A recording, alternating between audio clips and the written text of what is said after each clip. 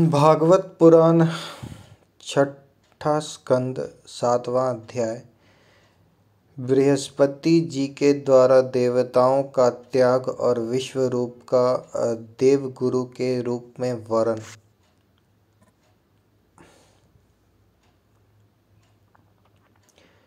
षष्ठम स्कंद सातवां अध्याय। भागवत पुराण बृहस्पति जी के द्वारा देवताओं का त्याग और विश्व रूप का देव गुरु के रूप में वरण। विश्व रूप का देव गुरु के रूप में वरण। राजा परीक्षित ने पूछा, भगवान देवाचार्य बृहस्पति जी ने अपने प्रिय शिष्य देवताओं को किस कारण त्याग दिया था? देवताओं ने अपने गुरुदेव का ऐसा कौन सा अपराध कर दिया था? आप कृपा करके मुझे बतलाइए। श्री सुखदेव जी ने कहा, राजन, इंद्र को त्रिलोकी का ऐश्वर्य पाकर घमंड हो गया था। इस घमंड के कारण वे धर्म मर्यादा का सदाचार का उल्लंघन करने लगे थे। एक दिन की बात है, वे भारी सभा में अपनी पत्नी सची के साथ ऊंचे सिंहासन पर बैठे हुए थे। 49 मरुदगण, 8 वसु, 11 रुद्र, आदित्य ऋभुगण, विश्वदेव, साध्यगण और दोनों अश्वनी कुमार उनकी सेवा में उपस्थित थे। सिद्ध चारण, गंधर्व, ब्रह्मवादी, मुनिगण, विद्याधर, अप्सराएं, किन्नर, पक्षी और नाग उनकी सेवा और स्तुति कर रहे थे। सब और ललित स्वर से देवराज इंद्र की कीर्ति का गान हो रहा था। ऊपर की ओर चंद्रमंडल के समान सुंदर श्वेत छत्र शोभायमान था। चंवर, पंखे आदि राजोचित सामग्रियां यथास्थान सुसज्जित थी। इस दिव्य समाज में देवराज बड़े ही सुशोभित हो रहे थे। इसी समय देवराज इंद्र और समस्त देवताओं के परम आचार्य बृहस्पति जी वहां आए। उन्हें सूर असुर सभी नमस्कार करते हैं। इंद्र ने देख लिया कि वे सभा में आए हैं, परंतु वे ना तो खड़े हुए और ना आसन आदि देकर गुरु का सत्कार ही किया। यहाँ तक कि वे अपने आसन से हिले डुले तक नहीं। त्रिकालदर्शी समर्थ बृहस्पति जी ने देखा कि यह ऐश्वर्य मद का दोष है। बस वे झटपट वहां से निकलकर चुपचाप अपने घर चले आए। परीक्षित, उसी समय देवराज इंद्र को चेत हुआ। वे समझ गए कि मैंने अपने गुरुदेव की अवहेलना की है। वे बड़ी सभा में स्वयं ही अपनी निंदा करने लगे। हाय हाय, बड़े खेद की बात है कि बड़ी सभा में मूर्खतावश मैंने ऐश्वर्य के नशे में चूर होकर अपने गुरुदेव का तिरस्कार कर दिया। सचमुच मेरा यह कर्म अत्यंत निंदनीय है। भला कौन विवेकी पुरुष इस स्वर्ग की राज्य लक्ष्मी को पाने की इच्छा करेगा?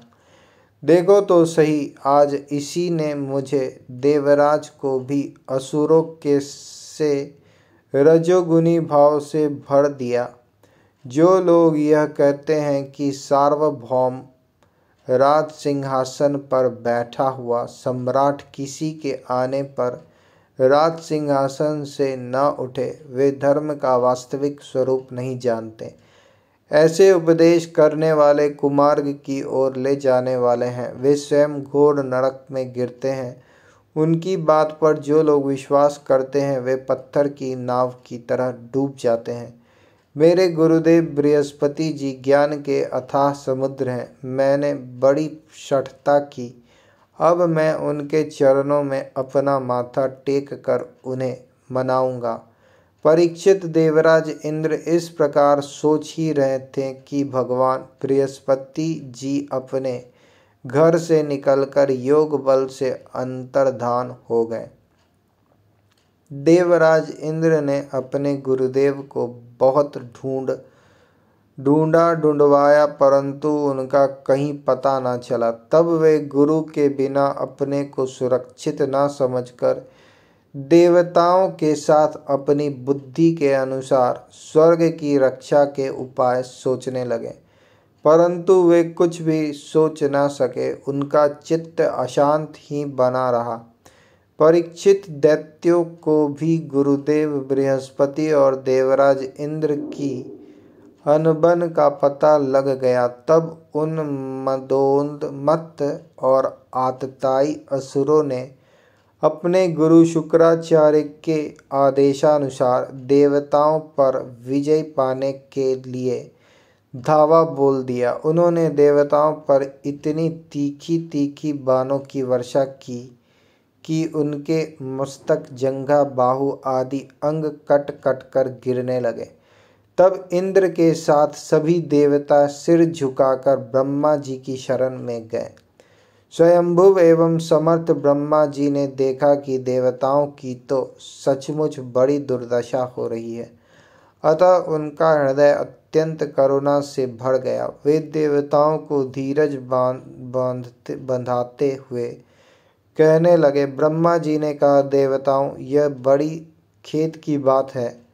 सचमुच तुम लोगों ने बहुत बुरा काम किया। हरे हरे, तुम लोगों ने ऐश्वर्य के मद से अंधे होकर ब्रह्म ज्ञानी, वेदज्ञ एवं संयमी ब्राह्मण का सत्कार नहीं किया। देवताओं, तुम्हारी उसी अनीति का यह फल है कि आज समृद्धिशाली होने पर भी तुम्हें अपने निर्बल शत्रुओं के सामने नीचे देखना पड़ा। देवराज, देखो, तुम्हारे शत्रु भी पहले अपने गुरुदेव शुक्राचार्य का तिरस्कार करने के कारण अत्यंत निर्बल हो गए थे, परंतु अब भक्ति भाव से उनकी आराधना करके वे फिर धन जन से संपन्न हो गए हैं। देवताओं, मुझे तो ऐसा मालूम पड़ रहा है कि शुक्राचार्य को अपना आराध्य देव मानने वाले ये दैत्य लोग कुछ दिनों में मेरा ब्रह्मलोक भी छीन लेंगे।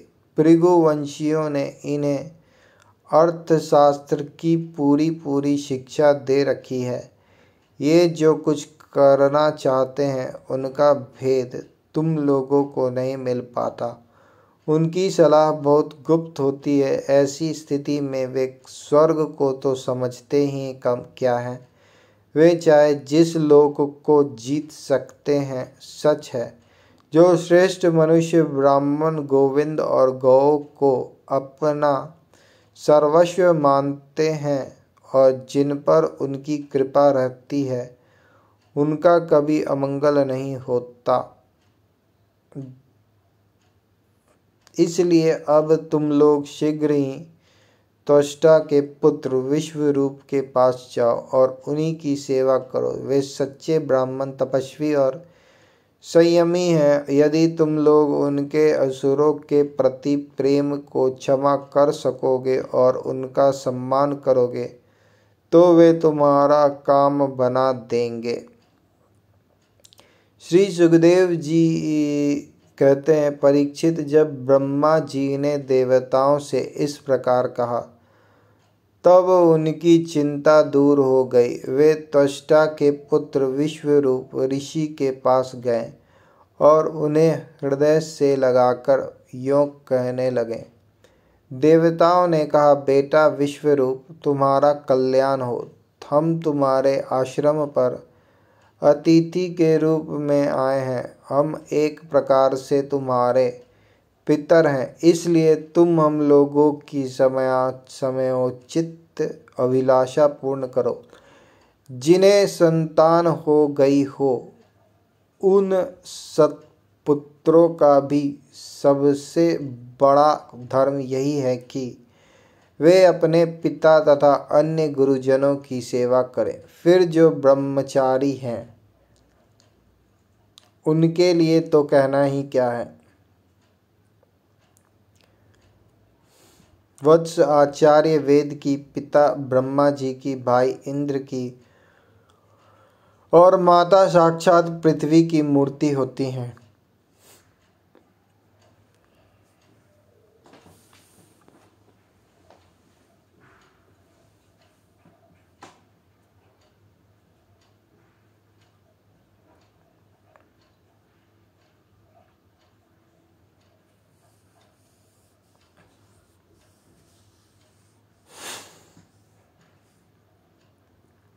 देवताओं ने कहा, बेटा विश्वरूप, तुम्हारा कल्याण हो। हम तुम्हारे आश्रम पर अतिथि के रूप में आए हैं। हम एक प्रकार से तुम्हारे पितर हैं, इसलिए हम लोगों की समयोचित अभिलाषा पूर्ण करो। जिन्हें संतान हो गई हो, उन सत्पुत्रों का भी सबसे बड़ा धर्म यही है कि वे अपने पिता तथा अन्य गुरुजनों की सेवा करें। फिर जो ब्रह्मचारी है उनके लिए तो कहना ही क्या है। वत्स, आचार्य वेद की, पिता ब्रह्मा जी की, भाई इंद्र की और माता साक्षात पृथ्वी की मूर्ति होती हैं। इसी प्रकार बहिन दया की, अतिथि धर्म की, अभ्यागत अग्नि की,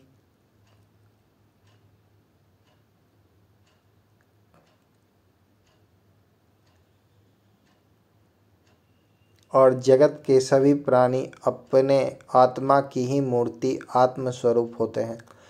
पुत्र, हम तुम्हारे पितर हैं। इस समय शत्रुओं ने हमें जीत लिया है। हम बहुत बड़े दुखी हो रहे हैं। तुम अपने तपोबल से हमारा यह दुख, दारिद्र्य, पराजय टाल दो। पुत्र, तुम्हारे हम लोगों की आज्ञा का पालन करना चाहिए। तुम ब्रह्मनिष्ठ ब्राह्मण हो, अतः जन्म से ही हमारे गुरु हो। हम तुम्हें आचार्य के रूप में वरण करके तुम्हारी शक्ति से अनायास ही शत्रुओं पर विजय प्राप्त कर लेंगे।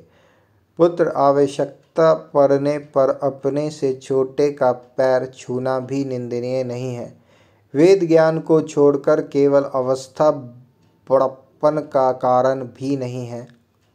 वेद ज्ञान को छोड़कर केवल अवस्था बड़प्पन का कारण भी नहीं है।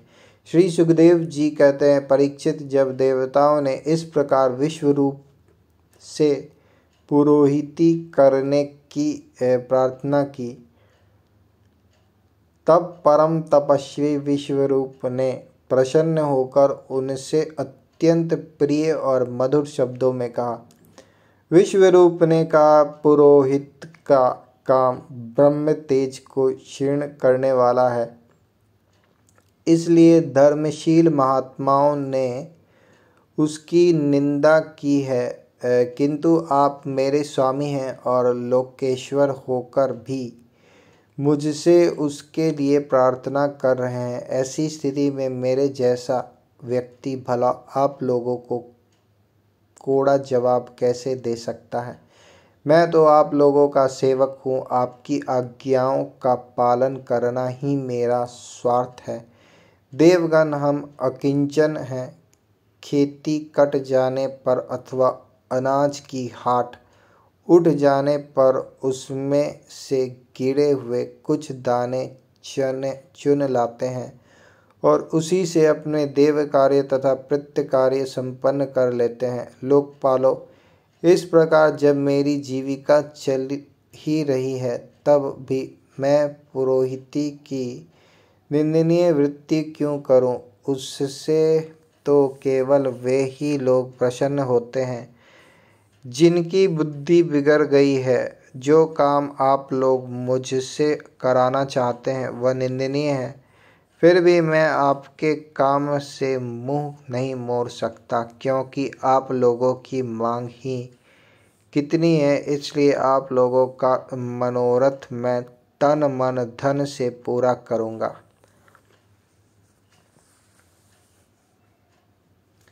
श्री सुखदेव जी कहते हैं, परीक्षित, विश्वरूप बड़े तपस्वी थे। देवताओं से ऐसी प्रतिज्ञा करके उनके वरण करने पर वे सभी लगन के साथ उनकी पुरोहिती करने लगे। यद्यपि शुक्राचार्य ने अपने नीति बल से असुरों की संपत्ति सुरक्षित कर दी थी। फिर भी समर्थ विश्वरूप ने वैष्णवी विद्या के प्रभाव से उनसे वह संपत्ति छीनकर देवराज इंद्र को दिला दी।